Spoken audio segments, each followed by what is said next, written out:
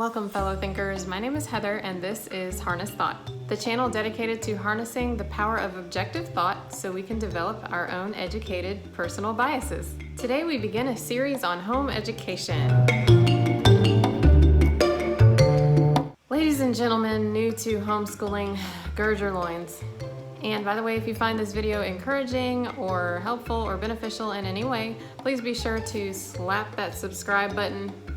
Backhand slap it if you want. And also be sure to comment, like, and share the video.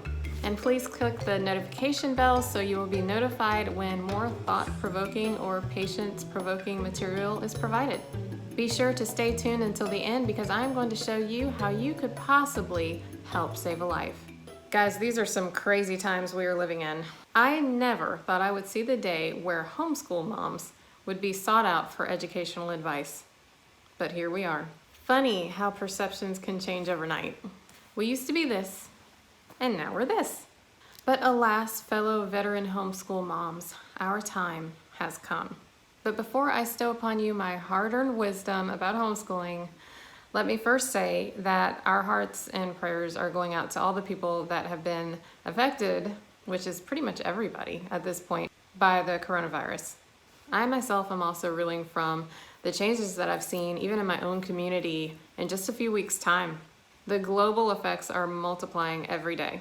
Furthermore, I live in the Nashville area and we started out the month on a bad note with 2 tornadoes that took the lives of 25 precious souls. It's been a devastating month for so many in the world. Times are so hard right now for so many people. But back to the homeschooling fiasco that we now find ourselves in. But first, let me tell you a little bit about me. How, pray tell, am I qualified to tell you, my fellow drowning homeschool parent, anything about how to homeschool?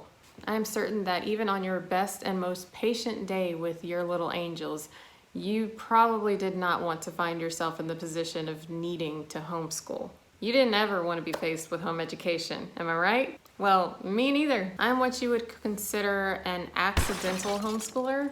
Life circumstances made homeschool the best option for me at the time, and in surrendering to do so, there was much weeping and wailing and gnashing of teeth because of the sacrifices I knew I was going to have to make. And I probably still whine about it a little too much. Maybe I'll spill more of my reluctant homeschool journey with you in another video, but I'll just sum it up by saying that I never wanted to teach anybody anything about anything, ever.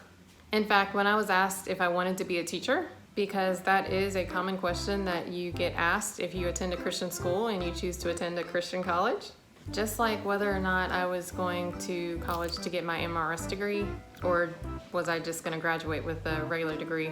Like, was I actually going to college for college? By the way, I did graduate with my Bachelor of Science degree in graphic design. I'll just refer to it as my BS degree for short, but it ended up feeling like BS because shortly thereafter I ended up getting my MRS degree and I wasn't really able to use my BS degree. No, I'm not bitter at all. Oh yeah, the teaching question. My answer to that was a resounding and resolute no. Well, actually, I just said that in my head because I would have gotten demerits for cursing even though I didn't actually say the H-E double hockey sticks word. I'd said hail, which is a round, hard ice object that falls from the sky during a storm. So out loud, I just said, nope, I'm not gonna teach, ever. Why? Because I wanted to work with computers. Why? Because it's safer for the world. Why? Because I have anger management issues. And if you get frustrated with a computer, you can just throw it out the window. Not so much with a kid. So yeah, I understand a little of your frustration of not wanting to homeschool and not feeling like you're patient enough to do it.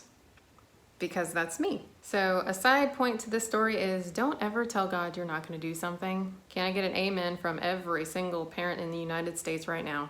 All that to say, here are 3 lessons that I want you to learn.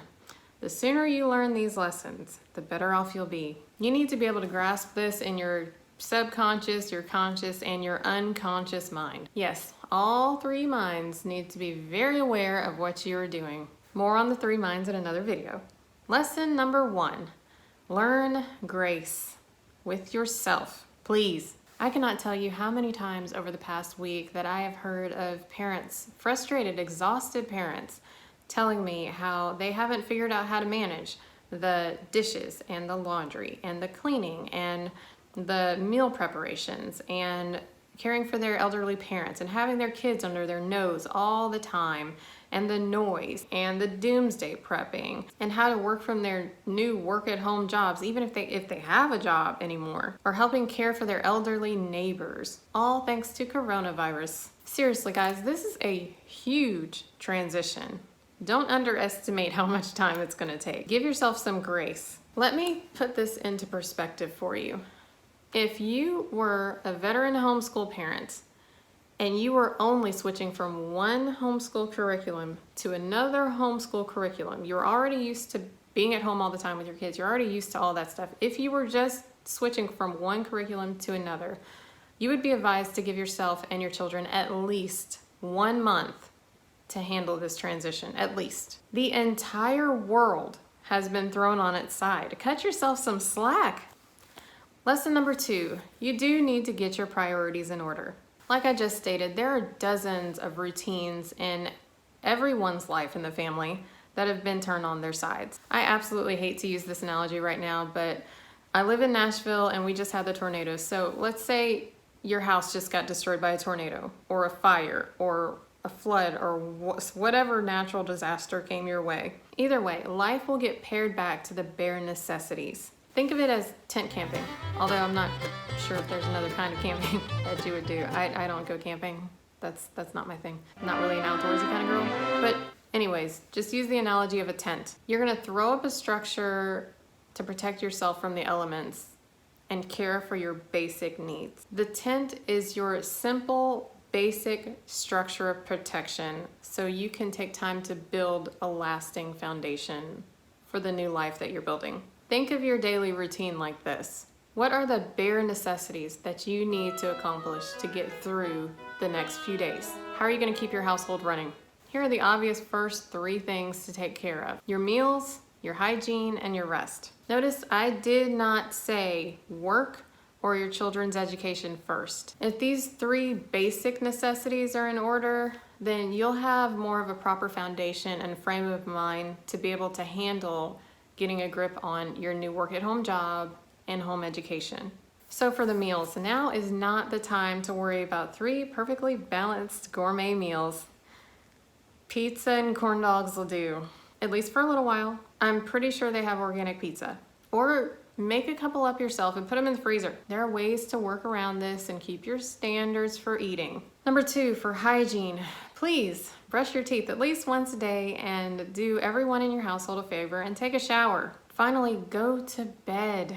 And if you can't sleep, do something that your soul finds refreshing. Read your Bible, pray, meditate, whatever it is you do. Stretch, relax, talk to a friend. The point is, worrying is not going to fix this issue in the world. It's only going to weaken your immune system.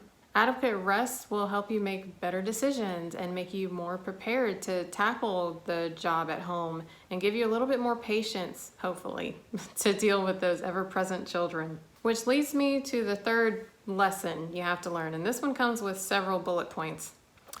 It's all about the kids. I don't even know how to label this one, so I'll just put 3 Roman numerals, 3 Roman numerals, and the title, kids.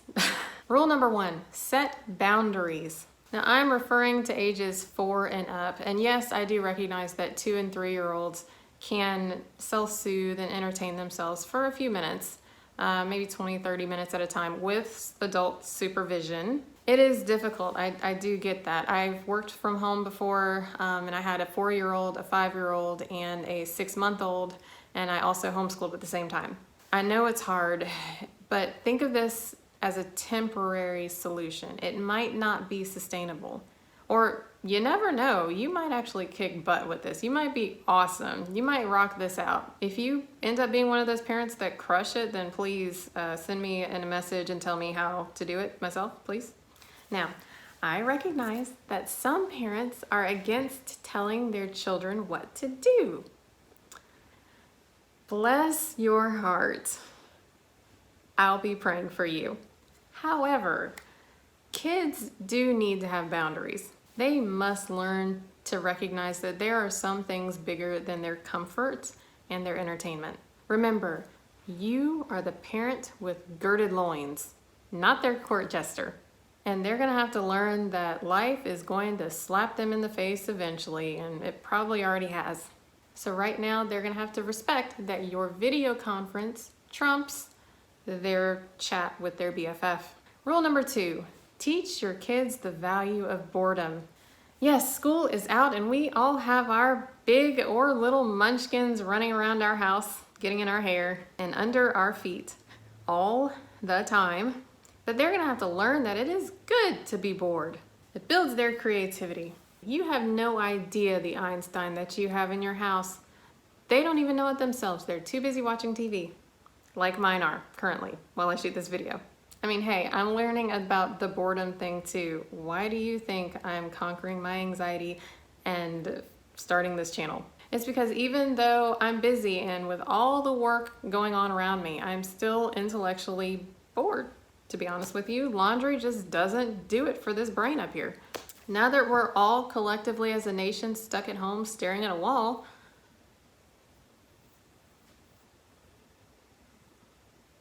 let's use this boredom. Boredom is fuel for creativity. That sounds good, at least. Rule number 3. And this may be a personal rant of mine, I'll admit it, and I'm pretty sure I'll probably get some haters on this one. But should we really be worried about Common Core standards that we do not even know ourselves how to teach? No, not a priority right now in the moment in our tent that we're trying to build. How about this question? Do your kids know their multiplication tables? Wait a second, do mine? Do I remember them? I better look into that. Can they count money? Can they tell time on an analog clock? Do they even know what an analog clock is? Brilliant thinker parent, do you as a structural engineer or a stay-at-home parent or a math teacher or a secretary or a nurse, do you have the time to get a subscription to Khan Academy or look up on YouTube how to work every single Common Core problem that your kid has? Seriously, you're gonna take the time to relearn the math that you already know how to do. If the math that you knew was good enough to build the Eiffel Tower or construct a cruise ship that could float carrying thousands of people, I mean, not that you want to take a cruise right now because you don't want to be stuck on the ship with a bunch of people. Whether they're sick or not, I don't think I'd want to be on the ocean that long because I like to be on land because land doesn't move, usually. But wait a second, now there have been earthquakes in New York and Utah and Croatia, so maybe they're safer on the water. Anyways, this math has constructed airplanes that can fly and even sent a man to the moon. Your kid will be fine waiting a few months to dive back into that all great and powerful ocean that we all worship as the Common Core. I know the kids have to learn something, so what do we do in the meantime while we're trying to figure out the basics of our new routine? Here's one for you. Teach them to cook or bake. Don't tell me you don't have the time for at least a little of this because we all have to eat sometime during the day. Or who knows, start a home brewery. Is that even legal? Maybe scratch that idea. Wait, better yet, if they are so bored and you need the rest, hand them the recipe book and let them learn how to teach themselves how to cook. Just make sure you have good insurance and a fire extinguisher handy. So yeah, teach them to cook. You could use the cookies, and hey, if they're good at it, it'll actually take some of the strain of meal preparation off your plate. Or who knows, maybe the brewery could help. Don't we understand that if the hand sanitizer runs out, we're gonna need a replacement for sterilization purposes? See, by sitting on the couch and getting your own work done and putting the kids to work, you're not only curing their boredom, you are possibly saving lives. You're welcome. Guys, all lame joking aside, this is a serious time in the world. I realize that in this video, I am referring to people that have the ability to work from home with their children at home at the present. I realize that some people are in the boat of having lost their job, and some people may still be required to go to work every day and don't yet have a solution for their children's education or even someone to watch their kids during the day. I am in no way making light of that. I pray that if people are in those latter situations, that they can see that although education is extremely important, it's going to have to take a back seat to things like their health, their rest, and their work at the present. Remember, this is just temporary. This too will pass. It might not sound like help, but this actually is the first lesson in home education preparation. We've all had to learn this in some way or another. The point is, don't beat yourself up. Be kind to yourself. And don't compare yourself to another family that you think has it together at this point. Even those of us who have been homeschooling for a while still have our struggle days, weeks, years, sometimes whole years are just painful. Give a smile or a virtual hug whenever you can. And we're all going through this coronavirus pandemic. Let's encourage one another. Love on your neighbors from a distance. And remember, harness the power of thought. Think for yourself. Stop following the masses. If you found this video encouraging or beneficial, please be sure to comment, like, share, subscribe, and click that notification bell at the bottom. And we'll see you in the next video. Don't stop thinking.